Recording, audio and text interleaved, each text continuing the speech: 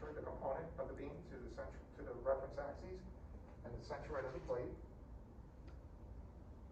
to the reference axis, which is 14.1 and half of 3/4, so it's 14.475, like I mentioned earlier. Take AY, because it's asymmetric, we have to calculate Y bar, right? This times this is 78.96 inches to the third cubed, and 6.75 times 14.475 is 97.71. We sum this up, and you're going to get 176.67 inches cubed.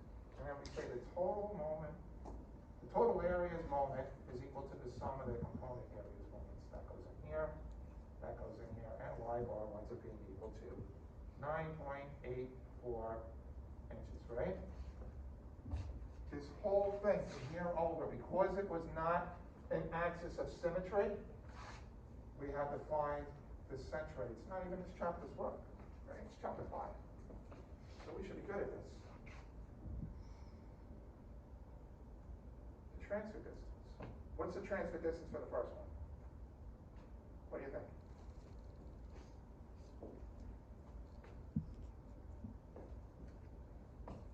I can teach you a really easy way to always get this right with the table. The transfer distance is the distance between the centroid of the composite shape and the centroid of the component, right? All you have to do is take this number and compare it to this. If this is bigger, subtract that from it. 9.84 minus 7.02 is 7.05 is 2.79. 9.84 minus 7.05. If this one's bigger, subtract that from this. 14.475 minus 9.84. And you're going to get 4.64. Works every time. Isn't just the absolute value of the difference? Yeah, you could say the absolute value of it, but it's a positive number. That's why I do these things. Also, without showing that, I see a lot of students in here trying to fool with the geometry, and they will ultimately make mistakes in here. Because it's easy to, especially if there's multiple components, because you're adding and saying. If you just go right to the Y and you go right to here, you can never go wrong. All right, now that we have D, we take D squared and take the product of its area for here. So you can see how important this is. This is everything, right? That's going to give it its whole strength as it's separating, right? These are just individual pieces, and they have some strength, but that's where it's at, right? All right, so 2.79 squared times 11.2, you're going to get 87.18, and this is 145.32. The sum of AB squared is equal to 232.50 inches to the fourth. Look at how much strength, right? Now we look at their individual components. The beam. We looked it up before, I'm looking it up again, it's still 385, right? I'm going to write it again. That doesn't change, that comes right from a table.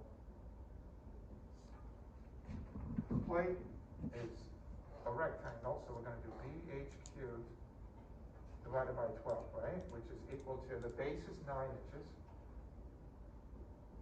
and the height is 3/4 cubed divided by 12, and you're going to get a pretty small number, right? 0.32. So that plate doesn't provide much strength here, does it? But look at what it did over here. About a quarter of it, right? That's why adding the plate to this thing was a very good thing. Plus, it added that much more from the beam, because it separated its centroidal axis, right, to the composite shape. So because we added that plate, we added 232 out of the 618. A third of it, more than a third of it.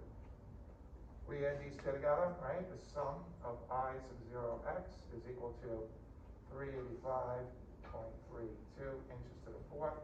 The units are the same, right? They gotta be. We're gonna add them together. Total moment of inertia with respect to x is sum of I sub 0x plus the sum of AD squared. There. 618 inches to the fourth. I with respect to the x-axis. So But look at how much that plate added to that thing. More than 33%, right? Not 36%. You take away the plate, you just have 385.